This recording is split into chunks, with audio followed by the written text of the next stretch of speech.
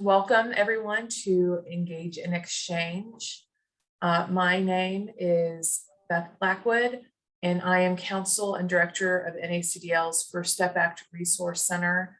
And in addition to being involved in First Step Act work, I'm also involved with NACDL's Corrections Committee, which is the sponsor of our presentation today, which is on using psychiatric advanced directives in neuroscience in the criminal justice system.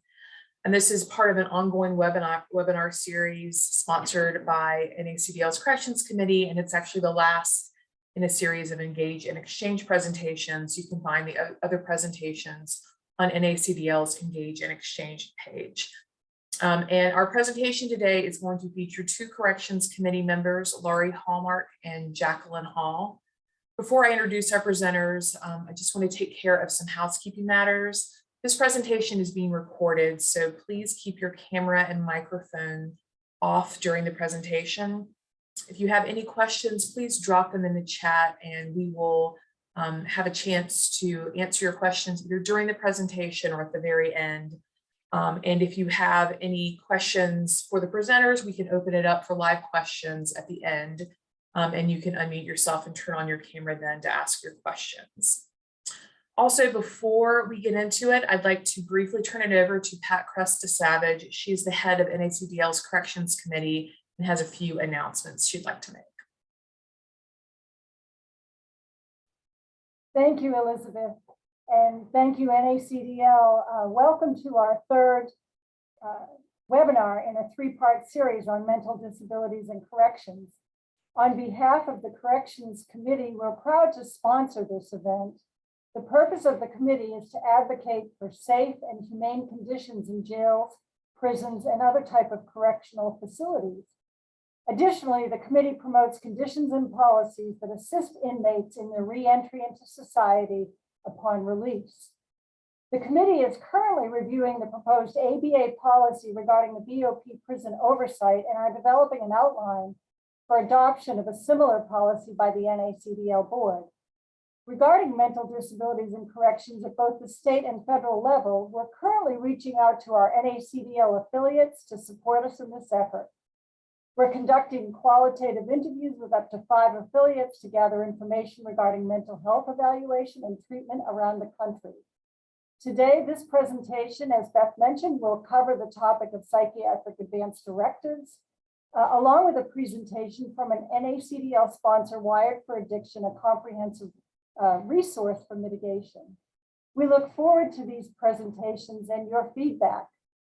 You may direct future questions or comments by going to NACDL's website and clicking on the information form embedded in the Corrections Committee interactive map on prison and jail communications.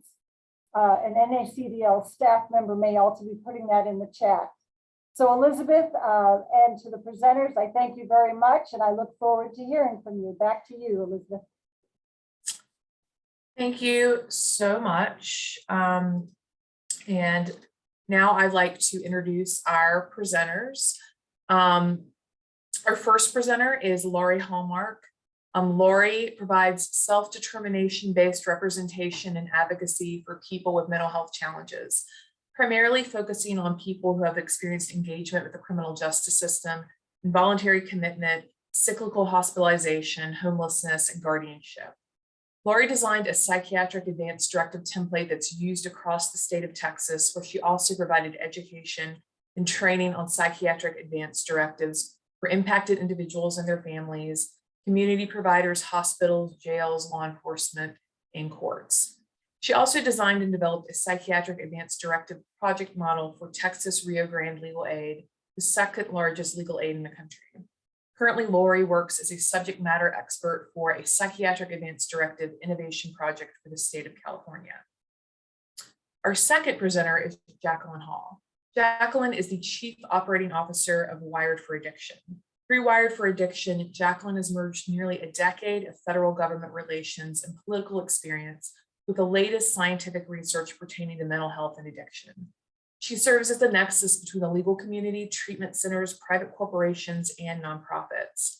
Combining her passion for neuroscience, understanding of bureaucratic infrastructure, and desire to make mental health treatment available and accessible to all, Jacqueline finds herself living her life's work. So I will turn it over to you all for our presentation. Thank you.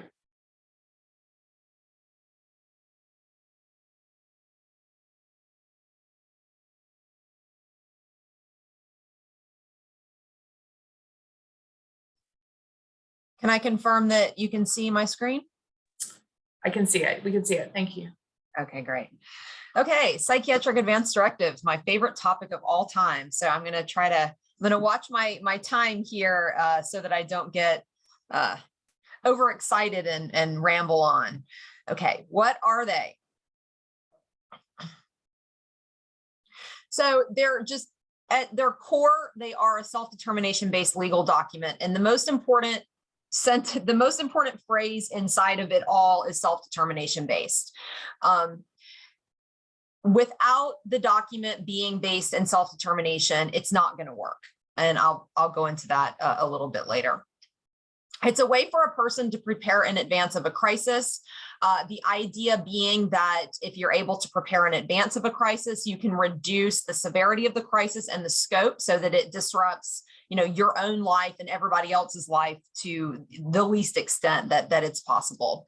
And it's a way for a person to have a voice in a time when things are otherwise out of control. So, somebody who's in a mental health crisis, they're not necessarily able to effectively advocate or speak for themselves and what they want and what they need at that time. That's what their psychiatric advance directive can do. They put their wishes and preferences and needs inside the document so that when they don't have a voice themselves, they still have a voice. They're speaking for their future self. You can put in the directive. This is a basic component of it. Preferences regarding medications and treatments. What helps, what makes things worse. Identifying supporters, identifying agents.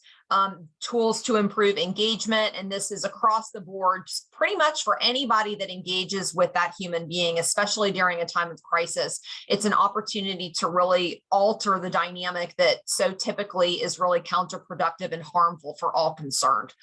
It's a way to address practical matters. We put in information about physical medical conditions, as well as there are additional section options, and we'll go through those. Okay. So this is the big part, the self-determination part. We hope that people with serious mental illness are able to move toward recovery, and we're stuck with the word recovery. I have an issue with that because I think it gets confused and twisted up, but this is where we are. So we've got the word recovery and we're sticking to it. And what it means in context of serious mental illness is the ability to manage the mental illness, to be able to have enough recognition and insight and developing the skills and the tools and hopefully the supports to be able to, it's never going to go away, right? This is a lifelong condition that people can and do learn to manage.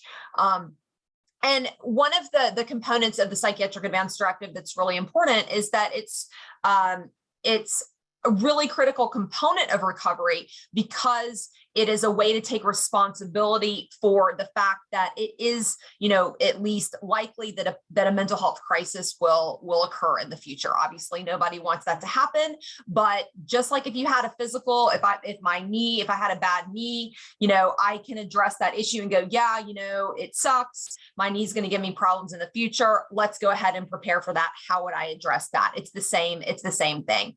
And this is why it's so important that it's based in self-determination.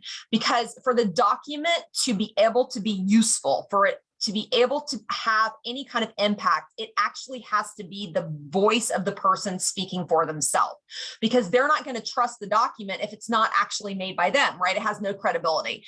So that's why it's really important that you make sure that the person does have agency. They have to be able to say no. So I need to have the ability to say no in order to effectively create a psychiatric advance directive that is going to be able to be used, that I'm going to consider legitimate in the future.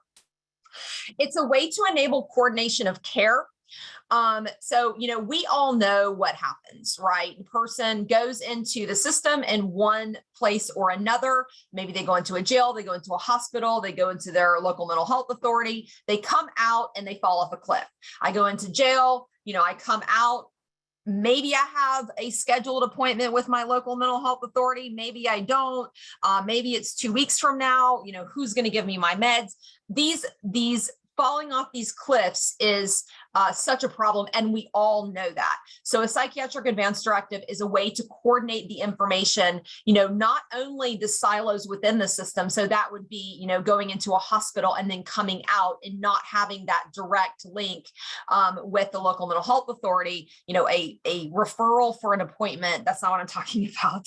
You know, we all know kind of how that goes. But also silos across systems. So the criminal justice system and the civil side, you know, so there's very little connection between those two. And a psychiatric advance directive, because you have all of the information distilled, it's a way to be able to share that information in a way that people can actually use. Because as we know, you know, I'm sure, you know, y'all have looked at medical records before. I mean, we're talking thousands and thousands of pages of, you know, all kinds of stuff. And half the time the person will have, you know, multiple different diagnoses over the years. And even if you could share medical records across systems, even if that were possible, it's not going to be helpful, right? If I have thousands of pages of medical records. So this is really the way to condense the most essential information into a document that is usable so that everybody has the same information and they're able to access it across the system. And again, this is the way there's a bridge between the criminal and the civil, which can help in a variety of ways. A psychiatric advance directive is a way to save resources. So for example, our county hospital system here in Bexar County, which is San Antonio, which covers San Antonio, the county hospital system, they were excited about this because they waste resources when someone comes in and they don't know what works for them. They don't know what they've been on in the past. So someone shows up in the in a psych unit and they don't know anything about them necessarily, or maybe they've seen them in the past, but there's again a million medical records. They waste time and they waste money, you know, providing the whatever meds they start with, right? Because there's so many different psych meds and not everything is going to work for everybody, obviously. So it's a way to save resources, and not just in the hospitals, also in the criminal justice system, in the jails, that will become a little bit more obvious later. Safety in a number of ways.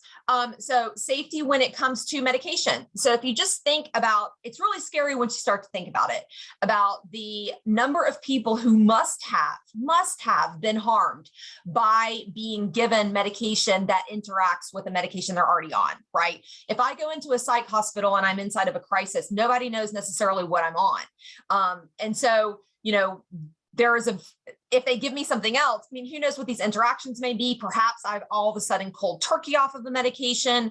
There's just all different kinds of ways that this has to have been a problem. So safety for the person.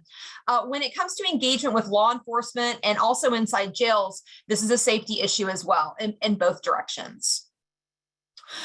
Again, with the relationship, the Psychiatric Advance Directive provides a way to provide tools and information to different people in the system so that they have a better idea of who this human being is in front of them. You know, when somebody is in crisis, it's really difficult to be able to see them perhaps as something other than a set of symptoms. But the Psychiatric Advance Directive, because it's such a reflection of who that person is, there's nothing I can do about the cats. It really shows them as an individual. So it provides the information that providers need to be able to engage with the person as an individual instead of a set of symptoms. And it's also an entrance for additional services. So for example, so many people who have had experiences with the mental health system, it has been so terrible that they don't want anything to do with not just the mental health system, but with all different kinds of systems. And so, you know, oftentimes what you have is people, in my experience, people who are unhoused, a lot of the time, they just do not want to have any connection with the system at all, any of the systems, because unfortunately, most of the time, because they've had such horrible experiences in the past. So what we have found is that when you assist someone to create a psychiatric advance directive, because of the nature of the document, of it being about self-determination and empowerment and rights, it's such a demonstration of trust and respect to be able to help someone to create such a document that they turn around and go, okay, well, you helped me with this, so maybe I can trust you to help me with something else. And so then they come back, and it kind of is a way to bridge that problem of somebody who is just so disillusioned with the system that they're not even asking for help with other types of things. Okay, why? So with criminal justice, the first thing that obviously we would like the Psychiatric Advanced Directive to do is to avoid crises in the first place. And ideally, that's what we would do, at least, limit them as much as possible. But when you're dealing with engagement with law enforcement, what we want to do first is to reduce the chance of escalation and harm, right? So that's what I was just talking about with safety. And we'll get to that in the section for law enforcement and crisis personnel. But ideally, we reduce the crisis, we avoid or reduce crises just in the first place. If the person does have a crisis, or if something is going on and they do have an engagement with law enforcement, we want to reduce the potential for it to escalate. We want to reduce the potential for someone to be arrested, and we want to try to adjust that relationship a little bit so that we're not continually reinforcing this idea that someone who is a police officer in a uniform is, this direct threat. Although, when it comes to arrest, I'm going to get to the competency stuff. But ideally, the PAD is a way, there is a section in the PAD that does help to reduce the number of people who are declared incompetent to stand trial, which is both a human rights issue and an economic issue, because it's very expensive, right? It's expensive to the counties because they're having somebody sit inside their jail, and they don't want it anyway. And it's a way to provide jails with critical information so that they can better, not better serve, but so that things can be less terrible. There's also a way you can use a PAD for pretrial diversion, for providing individualized terms for probation. And it's just really a way that you can get at these realities of a serious mental illness, which is that it is not static. It's not like an intellectual disability, right? It's not going to be the same all the time. And again, with bridge between the criminal and the civil. Okay, so psychoactive medications. So this is where the person is able to say, this is what works for me. This is what doesn't work for me. These are the current medications that I'm on. So I had a client who when I was going through her medical records, I discovered inside thousands of pages of documents that she had gone into lithium toxicity and actually gone into a coma. Nobody knew it. And she was on lithium when I met her. So this is the kind of thing that providers need this information. They need to know, if I've had lithium toxicity. I had another client who had been addicted to benzodiazepines and she was in recovery. So she in her PAD put, don't give me them, because they could accidentally, give her well-meaning, just give her an injection or start her on benzos, and all of her work for recovery, is now going away. We also provide information about other treatments and assists, because I think that we all know that meds are not a panacea. I mean, if meds were a cure, then they're just not, right? I think that we all understand that human beings are a lot more complicated than that. And mental illness is a lot more complicated than it being just a purely, let's give somebody a pill and suddenly everything is okay. It's just not that simple. And I think that we all know that. So it's an opportunity to really provide information about all those other things that do help. Perhaps I'm receiving cognitive behavioral therapy. Perhaps I find it helpful to go to peer groups or exercise or nutrition, or whatever it is, spend time with plants, go outside, walk around. All of these pieces of information are really important so that everyone is on the same page and understanding, yeah, okay, meds are one component, but here are all the other things that do help me that can assist. Considerations when considering. We put this in here because, no one's going to know all the meds that work or won't work for them, but everybody does know what's important in their life. And oftentimes what we end up having is a false conflict that does not need to be there. So for example, I use this one a lot. I had a client who really did like to take super long walks. And what ended up happening was he went into a hospital and they put him on a ton of meds. And he wasn't able to do his walks anymore because he was unsteady. He was afraid he would get lost. He was afraid he would get hit by a car. Okay. So now he has a choice. This is something, whether or not we think long walks are important, this is something that gave him his life meaning. This is something important to him in his life. Now, he's been put on a set of meds that make it so that he cannot access this thing that gives his life meaning. This doesn't have to be a conflict. If the doctors are aware that I have these things that are important to me, I find it important to be able to drive. I find it important to be able to cook. I need to be able to read and go to class.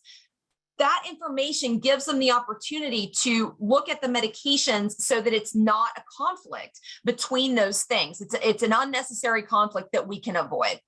And again, the information is an opportunity to be able to see the human being as more than just their symptoms. It's a way to provide information that can enable that human to human connection. And so often when we can engage with that person as an individual and we're not, engaging with them as, oh, this is a person with serious mental illness, or this is a person with, let me add an X diagnosis. I'm talking to you as a human being, as an individual, one-on-one. If I know that my client, finds it helpful to engage with plants, I can talk to them about plants, and that's an opening. It's a way in.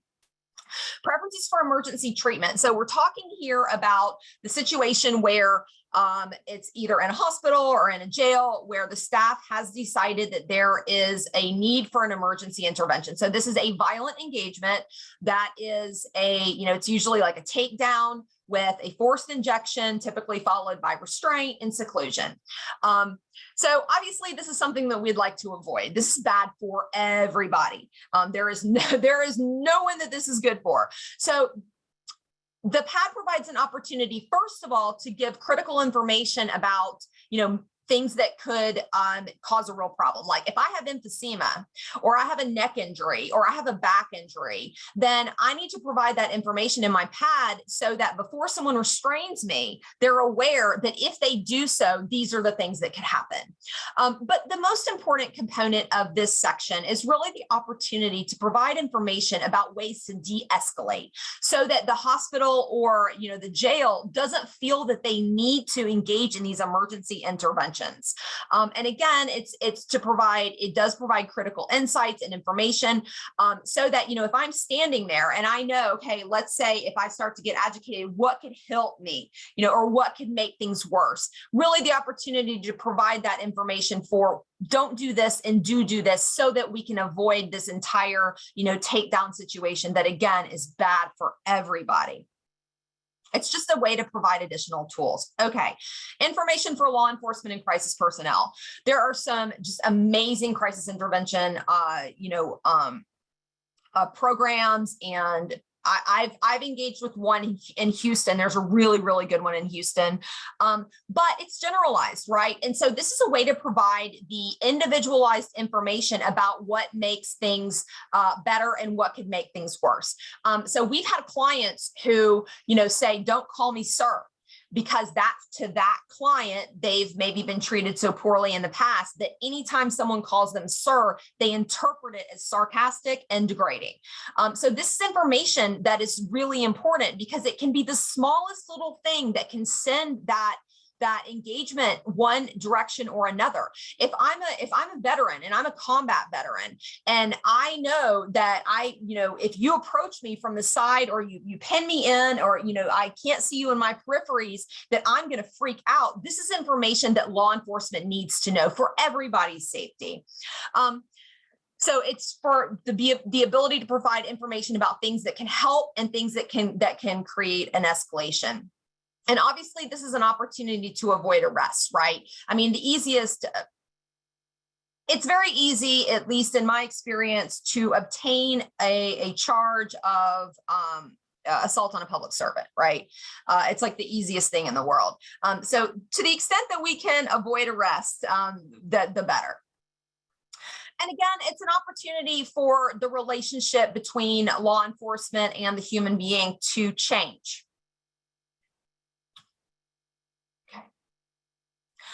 We put this part in there critical physical medical information because I have seen so frequently that, you know, people with serious mental illness who already are at a higher risk for having co-occurring chronic medical conditions, right?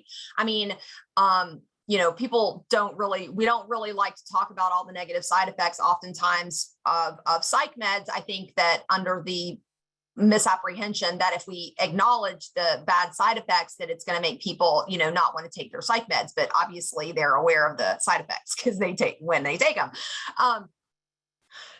But, you know, I mean, if you have psych meds that do increase a risk for diabetes, if they make you gain a bunch of weight and you have an increased, therefore you have an increased risk for diabetes, there are physical medical conditions that do, you know, accompany long-term use of psychiatric medications. That's just how it is.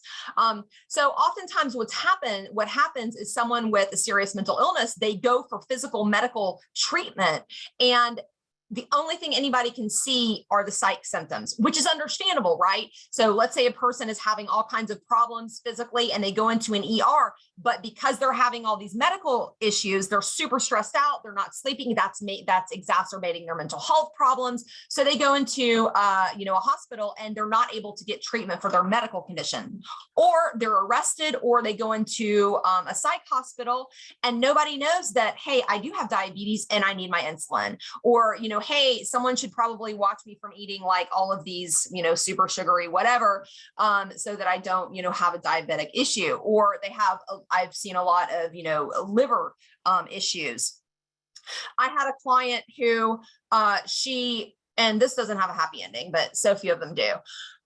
But she had been again and again and again going to the ER. This is before I knew her, going to the ER, trying to get medical help. And every time she would go to the ER, they were either arresting her, like kicking her out and arresting her, or sending her to the psych unit.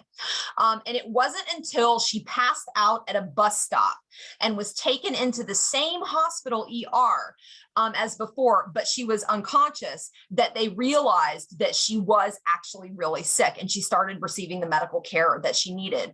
And unfortunately now, because it wasn't addressed when it needed to be, she's in long-term like nursing care. But this is the way to be able to provide that information. And, you know, one of the things that I do really like is making sure that we put in dietary restrictions or special needs. You know, so many people that have serious mental illness, they have mouth, teeth problems, and it's just such a matter of respect. I mean, I think that to the extent that we're able to, you know, respect someone's dignity and just show that we really care about something like what you prefer to eat. Maybe you're kosher, you know, maybe you're a vegan. That's just a demonstration of respect that can change that dynamic. It's also a way to identify supporters.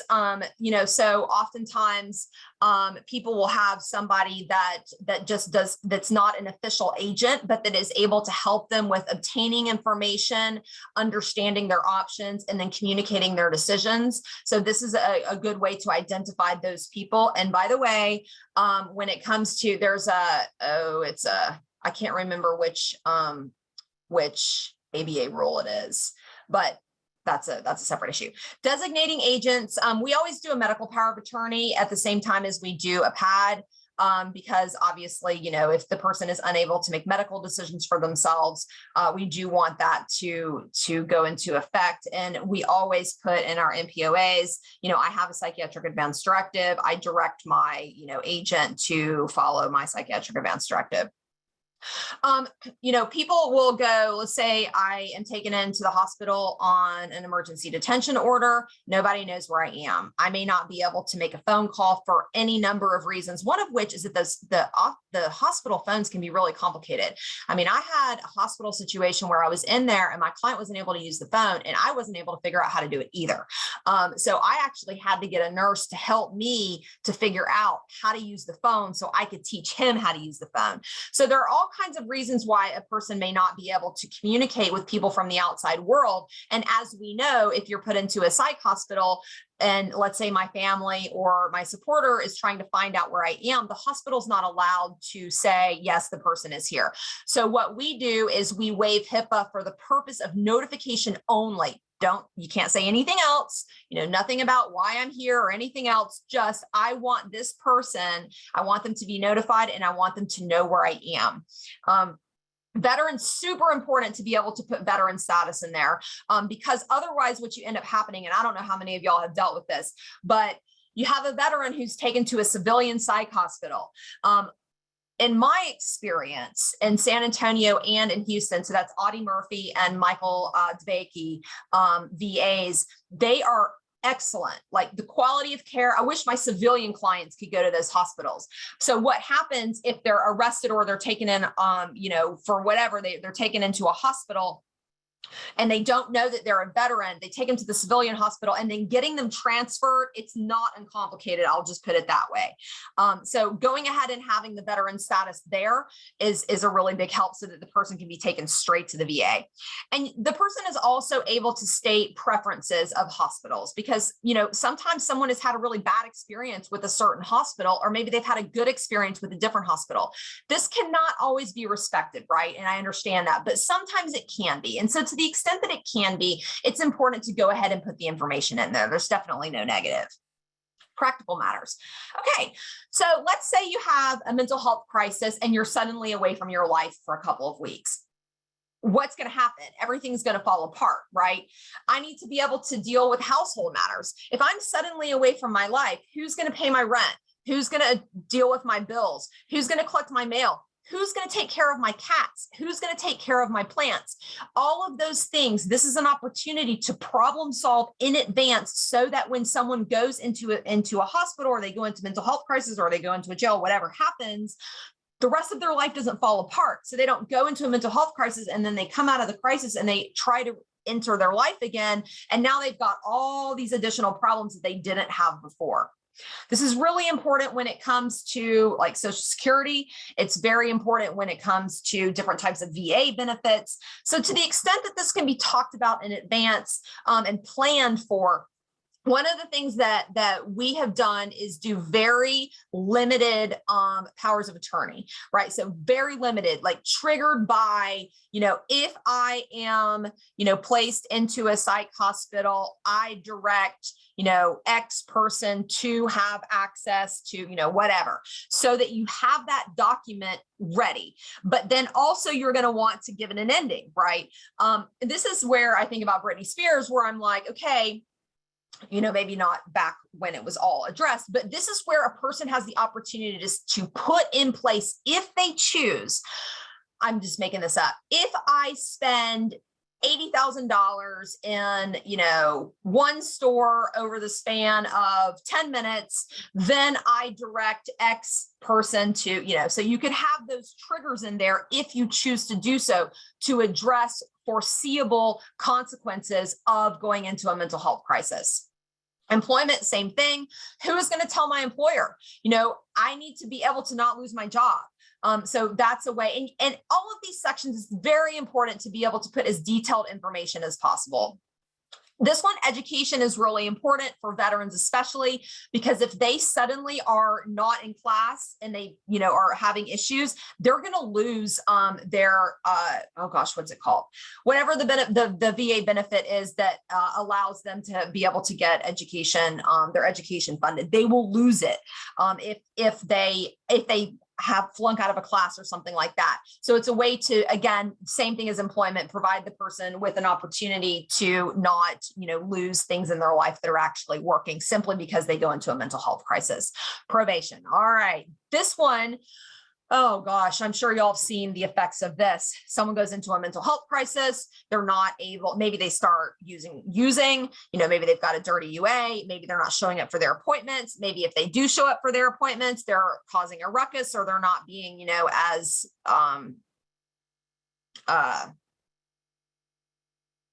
extra polite as is expected. So this is a way to get ahead of someone being violated, right? Because as soon as y'all know what happens, as soon as someone's violated, now this process has begun. Now we've got this whole situation where we're dealing with revocation and all different kinds of stuff. This can be avoided. So for example, I had a veteran goes into crisis. He goes into the hospital. I was able, because I found out where he was and I was able to see him, I was able to communicate with probation and let them know, hey, look, he's having a mental health crisis. So please, let's not violate him. It's also a way, if you are having an extended section for probation, to be able to get terms in such a way that you have safety nets. And again, this is where, if the person is on probation, or they're out on bond or whatever, that you can have in your directive, I want you to call my attorney, like call them, let them know where I am. So again, we just avoid all these avoidable revocations so that we can modify if we need to, or just not go down that road. Okay, effective communication.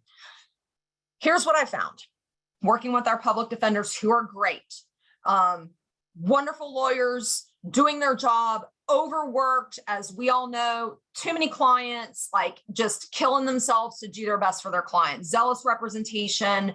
I cannot say enough positive things, but we don't provide communication accommodations for people with serious mental illness. We don't really provide any accommodations at all. If you think about this, it becomes pretty startling. And I know that I'm getting up on my time, Jackie, so just give me another like 5 minutes. So think about it for a second. What accommodations do we provide for people with serious mental illness? None, basically. We don't. And the reason for that, I think, is because we don't view the manifestations of a serious mental illness in the same way as we view the manifestations of other disabilities. It's too often viewed as, belligerence, rudeness, intentionally not paying attention, just disrespectful, all those kinds of things, when those are actually the manifestations of the mental illness. So if we have an opportunity, so for example, let's say that I have a client who's deaf. I understand that I need to provide an interpreter so that I can communicate with my client. If I have a client who communicates in a different kind of way because they have a serious mental illness, it's the same thing. I have the opportunity to provide accommodations to enable effective communication that will permit me to be able to represent my client, or for the person to be able to access the courtroom space, so that we can reduce the number of people who are declared incompetent to stand trial. And I've seen this in person. So the competency issue, the way that I view it is, we see all these people sitting in jail and it's awful, and we all know that. And we're oftentimes looking at it, we've got a flood, let's get the bucket to the flood. And what I say is that if you can get at it on the front end, then you can turn down that spigot. I'm not saying you can reduce it for everybody, you can take it away for everybody, you can't. But for a lot of people, you can, if you know what communication accommodations they need. And that's information that can go in the pad. There's the opportunity to provide additional sections. This is for an expanded pad, just so that you're aware that there are other opportunities there. So when it comes to criminal justice, first of all, of course, we want to prevent the engagement in the first place. And the entire pad and the manifestation toolkit, which I don't have time to go into today, that's what we hope that can do. To avoid escalation and avoid arrest, the section for that is information for law enforcement and crisis personnel. That's our goal there. So hopefully we prevent engagement with law enforcement. If we have an engagement, hopefully no one gets hurt, and also no one gets arrested. Then if they are arrested, hopefully we can reduce the number of people who are being declared incompetent to stand trial. And effective communication, we're talking straight out of the ADA. Pretrial diversion, if you're able to put in accommodations and safety nets, because we know that mental illness is not static.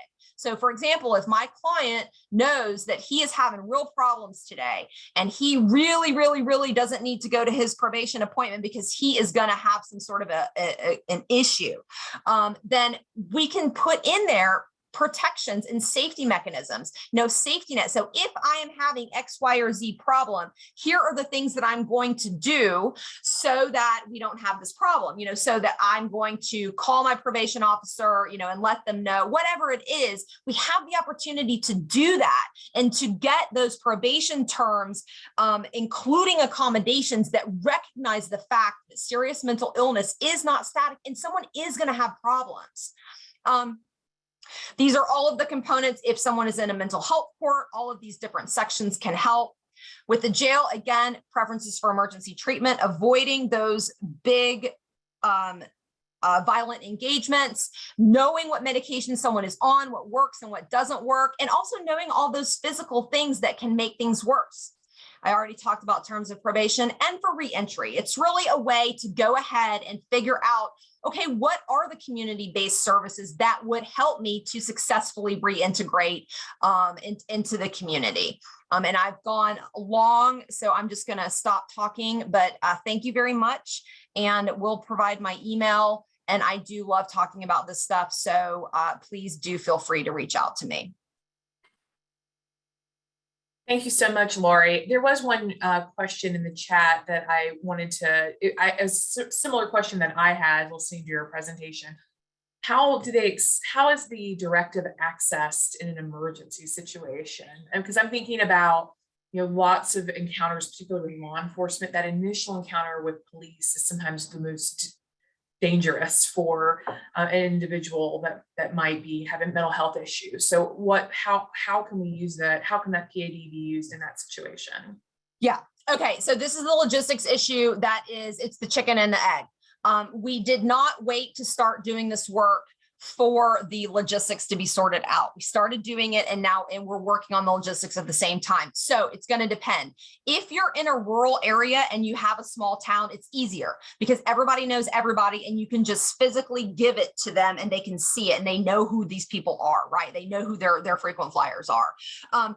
If it's in a city, what you have to do is there is no database right now. California is creating a database. So we're going to be working through these problems here and figuring out the logistics with the police department. What I recommend if you start doing this work in your area is talking with the police and trying to figure out, okay, within your system and the way that you work, where are the opportunities to get the pad in there so that it can be incorporated into your standard operating procedure. So it's just going to have to be handled on, an individual type basis. There is no current way, but the more that we all focus on them and look at the logistics and try to address it, the better it will, the more likely it is to happen. So again, chicken and egg, we started doing the work and it's just a matter of going and talking to the police and figuring out what can we do, how can we do it, and what are these details.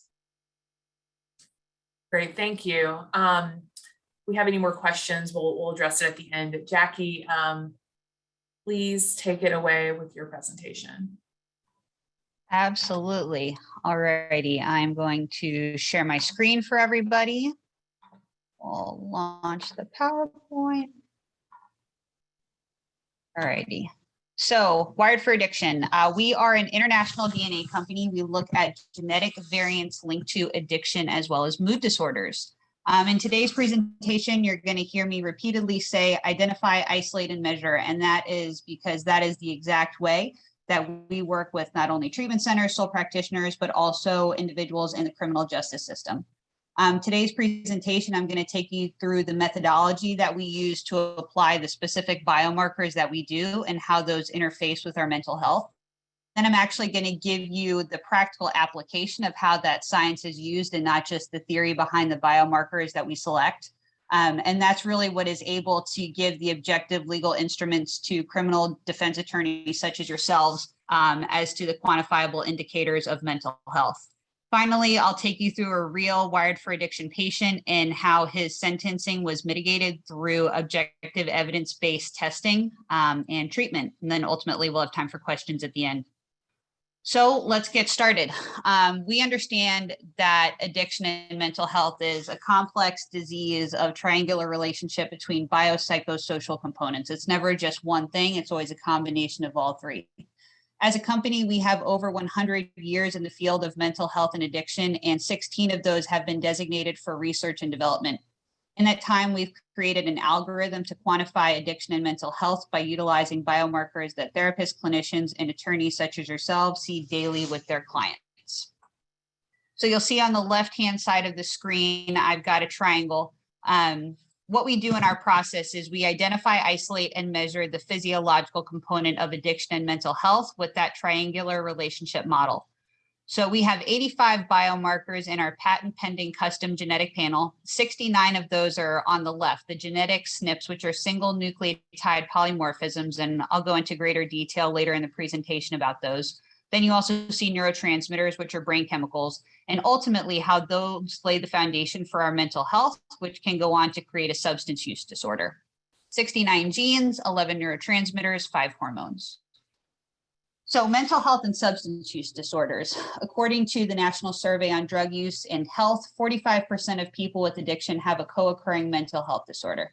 I am going to guess that doubling that number is fair because that's just the percentage of people that have been diagnosed by a clinician with a mental health condition. There are plenty of people that live their life that have gone undiagnosed. In the addiction treatment community, we understand that substance use, abuse, and dependency are often the result of self-medicating a mental health issue and/or trauma.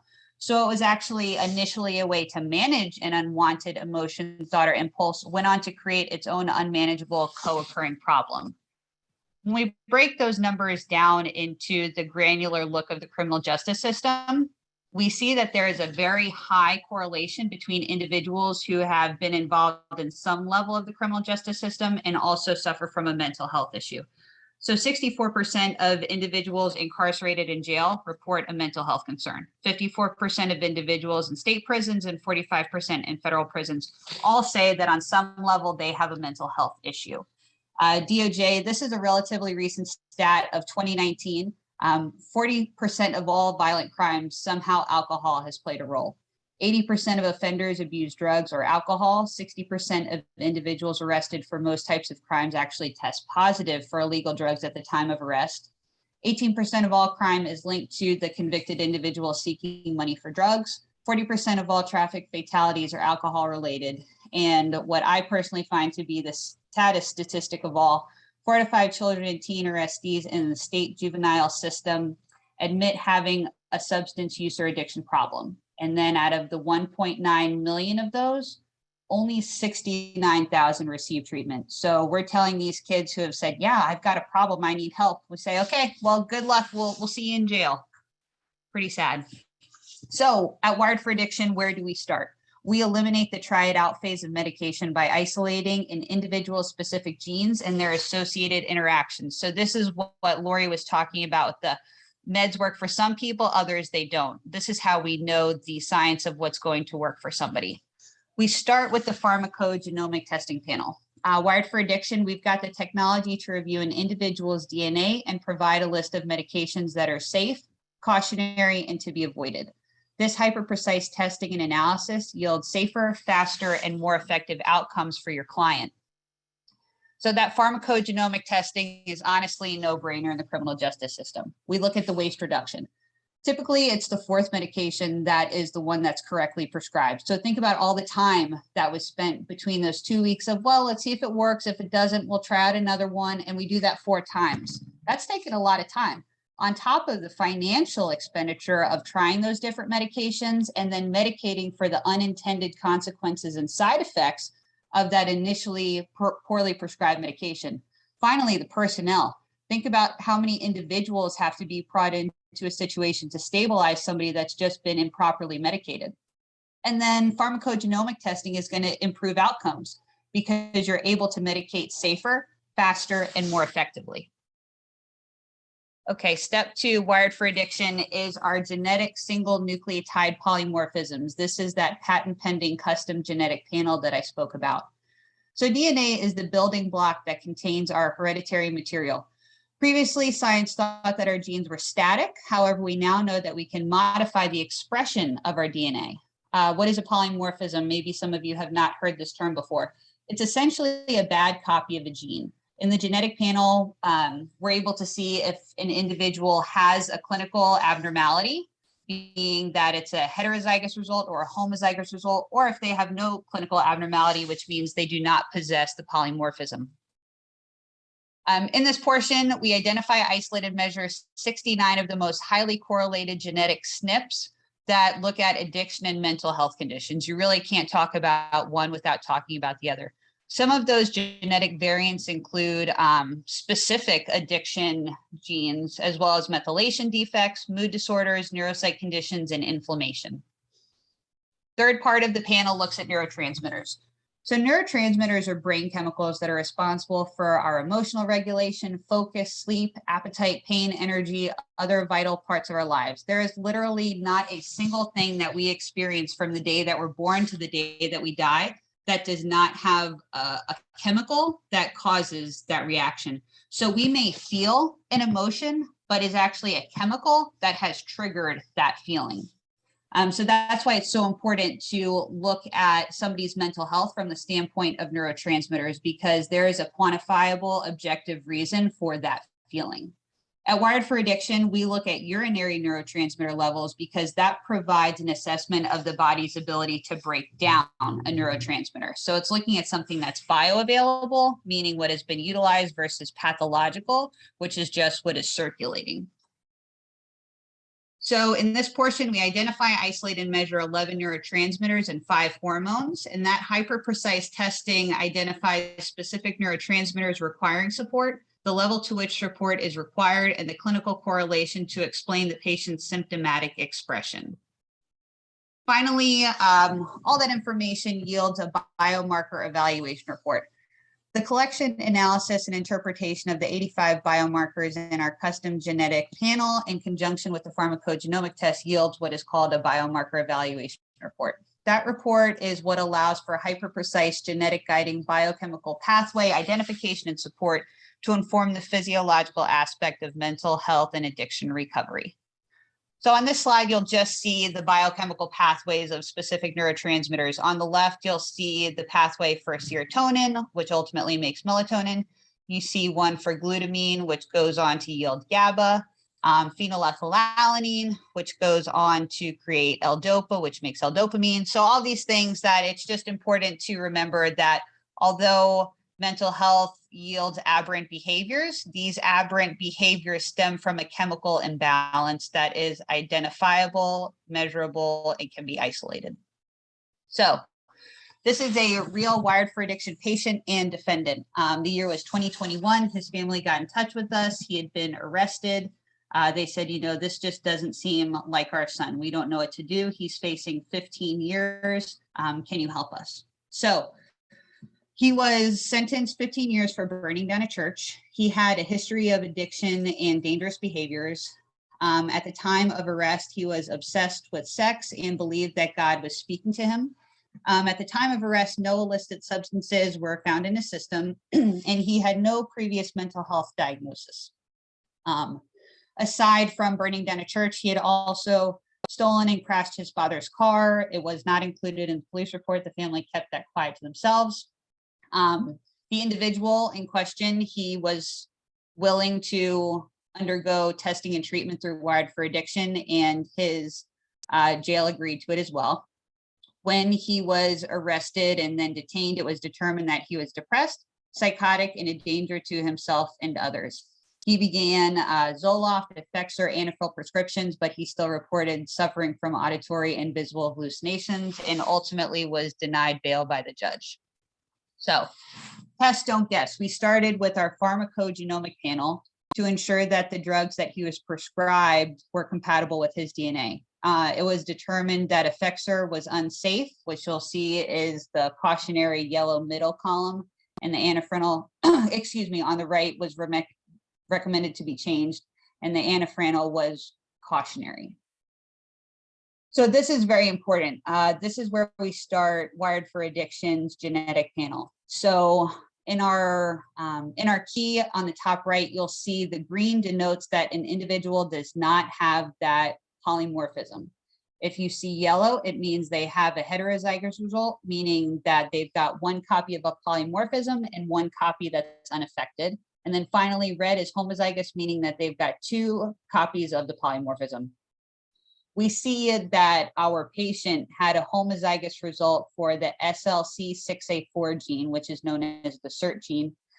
This gene is associated with the risk of anxiety and depression, but more importantly in this case, makes you less effective to the response of an SSRI.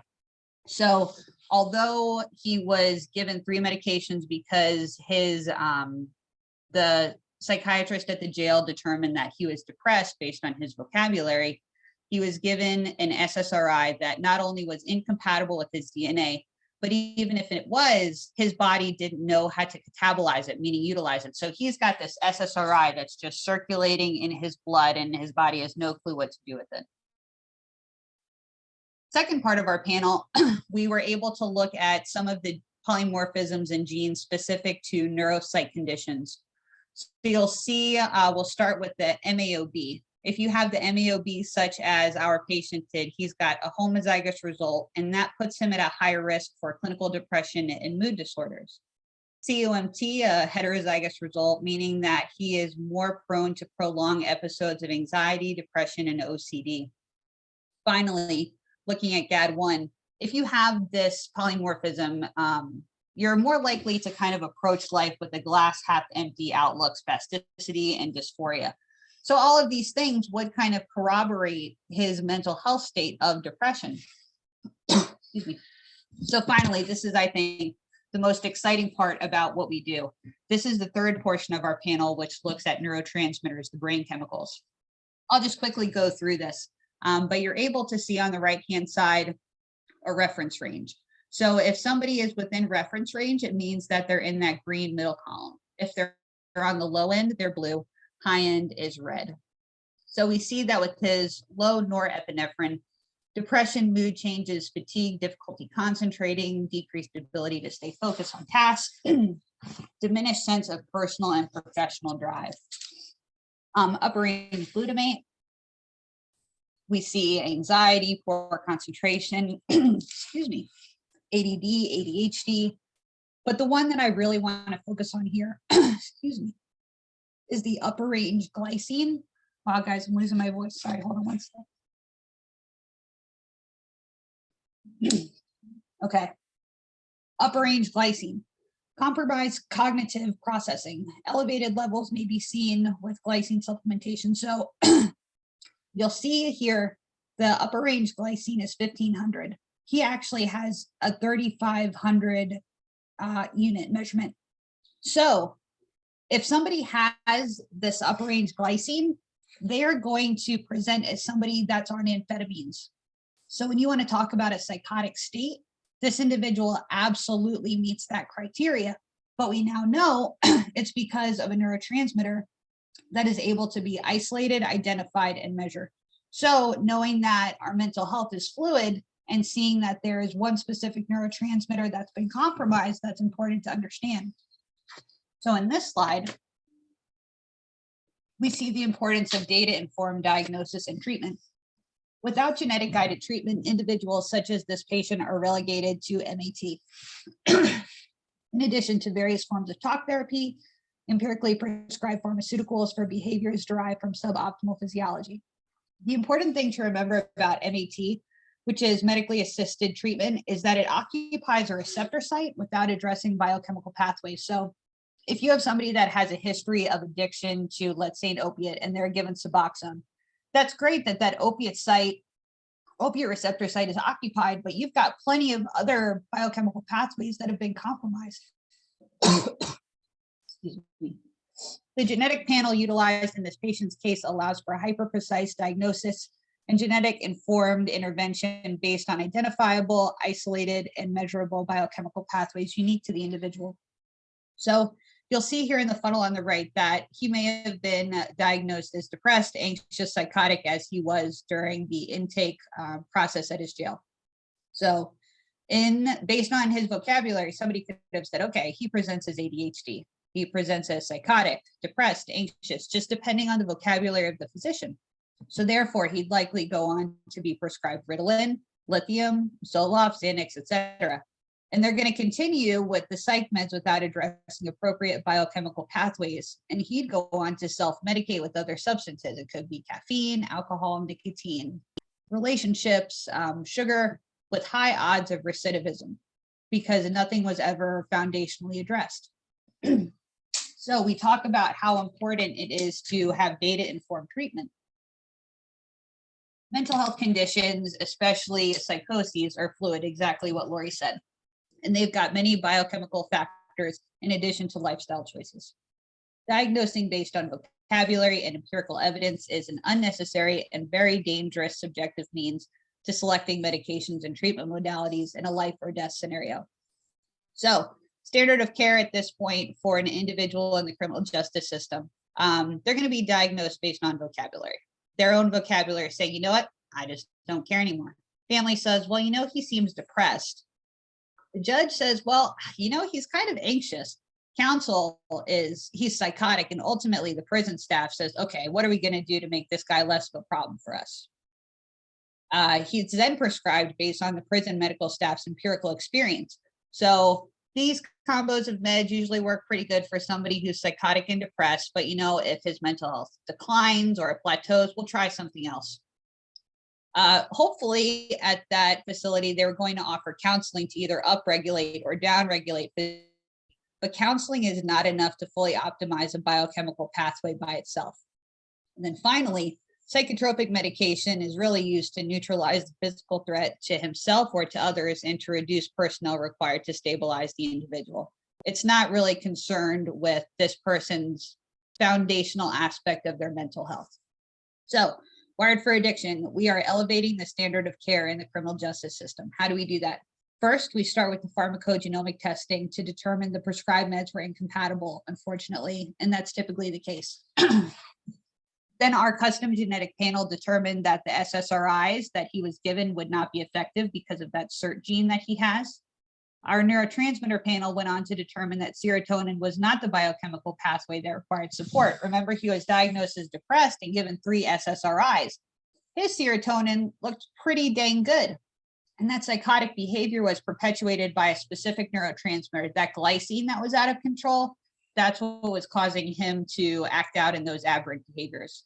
Then finally, the biomarker evaluation report provided the patient's defense attorney, opposing counsel, and the judge, which made the case now treatment-centric rather than punishment-centric. So when we see the model of the punishment, we look at the behavior, a psych eval, and that's going to determine, okay, this person needs 15 years. But when we look at it from a treatment lens, we started with the biomarker evaluation report that was given to his criminal defense attorney, who then presented it to the judge and opposing counsel. And then the client was actually relocated to a mental health institution and given 1 year time served plus 3 years of probation. So that was a win for the client and for us at Wired for Addiction. So the takeaway from today, Wired for Addiction offers an objective legal instrument to criminal defense attorneys, which gives quantifiable indicators of mental health conditions. The service is especially effective for attorneys in sentencing mitigation in cases at the plea level, and for justices to have more scientific data to make their determination. By identifying the specific biochemical pathways perpetuating and predisposing an individual to alcoholism, drug addiction, and other risky behaviors, those in the criminal justice system have physiologically substantiated evidence to seek true justice for their clients by considering the data of an individual's neuroscience and genetics and its correlation to their aberrant behavior. So I believe at the end we'll have time for questions. But that is the conclusion of my presentation. That I apologize for losing my voice, but happy to answer any questions that you guys have. Thank you so much. If anyone has any questions, feel free to unmute yourself and put your camera on. I have a few questions as well that were sent to me, but I will let anyone start, or I can move forward with my questions. Let's give anyone a second. One question I had for Jacqueline is, does an individual require a diagnosis to undergo testing or treatment for Wired for Addiction, or what is required first before they can be diagnosed through you all or treated through you all? Pre-existing diagnosis that's required. Typically somebody that is coming to us for the first time, they have a history of behaviors, but not necessarily anything that a PCP or a psychiatrist ultimately gave them. Conversely, if somebody does have a working diagnosis, that does not make them ineligible to become one of our patients. So great question. And this maybe is for both Laurie and Jacqueline. I just was wondering, how could this sort of testing, the Wired for Addiction testing, how could that be used in conjunction with a psychiatric advanced directive? I wondered if you've ever seen this, Laurie, used in your work, or maybe Jacqueline, if you had tips about how that could be used together. I haven't seen it. I've never used this before. I do think that it's important that we also acknowledge that trauma can impact the way that the brain functions. And so, you know, someone maybe with, as we know with the ACEs and stuff, and I had a case that the judge, there were good results based on advocacy, based on the ACEs that, and I'm not a science person, so Jackie, you can correct me here. But my understanding is that complex trauma does impact the way that the brain is routed, that like the way when someone has an experience, you know, the brain stuff, right? So that there are, but in the opposite as well, that if you do the appropriate kinds of, say, trauma therapy, that the person can actually, the brain can be kind of rewired. So I do think that it's important to remember that this is just amazing. But I don't want us to forget and think that, you know, our experiences that we have doesn't have a direct impact. I mean, because I mean, look at all the veterans, right? It's, I mean, we don't, every one of those veterans is not, that's having PTSD issues or, you know, psychosis problems. They weren't just automatically going to have that experience, right? They weren't automatically going to go psychotic. So I just want to make sure that we pull that in as well, because I think that there's such a temptation to want to see everything as purely medical because it's simpler. Yeah, I would absolutely agree with that, Laurie, because trauma and the body's infinite wisdom is going to work to achieve homeostasis.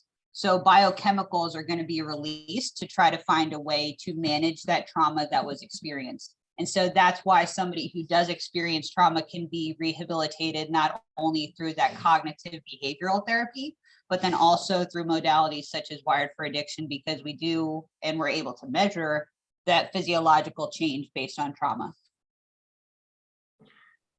I think that it would be, I mean, so if the client was willing to do it, you know, I think that it would definitely add extra heft to the pad. Like, I think that would be a really big opportunity, especially because, you know, there's pushback from psychiatrists a lot of times, just because for a variety of reasons. I mean, you know, is anyone on here a psychiatrist? I mean, they do kind of what they do is just prescribe meds, you know, that sort of, so, you know, if you sort of take that part away, it's kind of like what's left. But I think it would be awesome if I had the ability to put this information to back up the data that is going in that pad. That's going to enable that advocacy for what the client wants so much more effectively. And like you said, Jacqueline, like, you know, not wasting those resources, but not putting the human being through that of going through all these crap meds that are not going to help them, only make them worse and make them hate taking meds and make them hate the system. So to the extent that we can avoid all those horrible experiences, that's only going to be a benefit. Right. That actually really touched a nerve with me too, to think about wasting time going through meds that are not effective. And I just wondered if how you know, is this type of testing going to be used more generally for prescribing medication to make sure people don't have to suffer through determining that medication makes them feel awful? I mean, how wide ranging is this potentially going to be used? So it's something that we're really working on legislatively to try to be used more broadly. So this should not just be applied to somebody who has access to a great primary care provider, right? This is somebody involved in the criminal justice system, out of humane access to mental health care, deserves this same technology. So this is something that we're working in DC with to try to make it more widely applied to a host of individuals.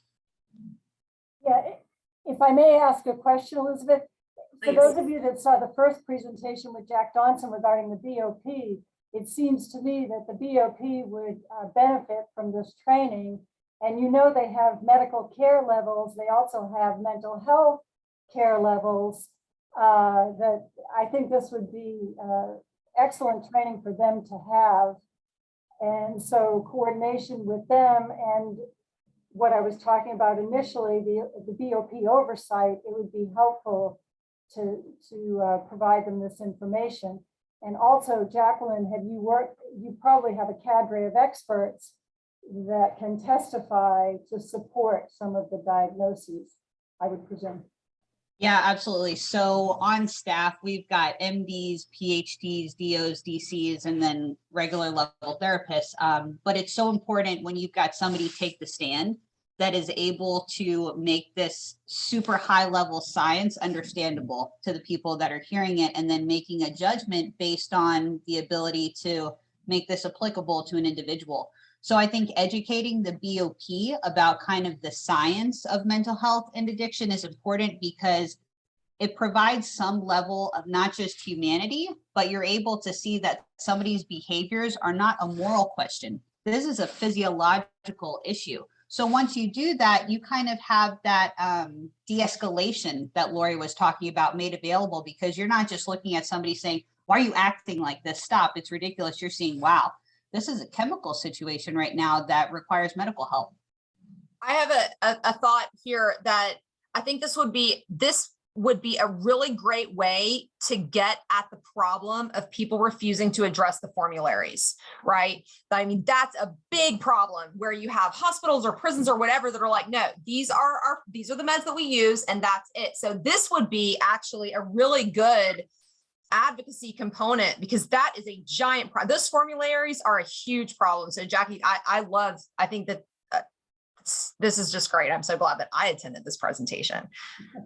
Yeah, those formularies they're such a problem. But this could really help advocates against those formularies.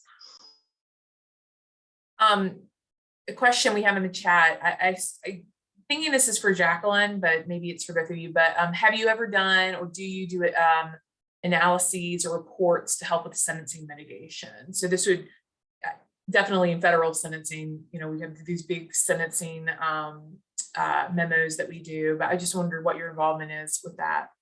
Yeah, absolutely. So mitigation, plea level, really our job is to give objective information to substantiate treatment rather than punishment.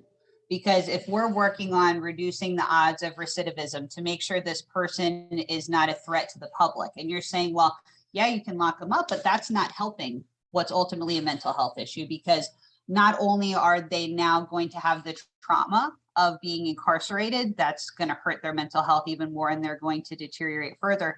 But beyond that, if you're not treating them, they're going to likely do the same thing again, because they don't have control over why they did it in the first place. Right. And in federal sentencing, one of the main sentencing factors is to provide the defendant with needed medical treatment. And so this fits in perfectly with that. Well, I don't know if we have any other questions, but I think I certainly learned a great deal from you all too. I think that's two really interesting novel approaches to deal with our clients who might encounter the law enforcement and the criminal justice system. So I really appreciate you all for presenting for us today.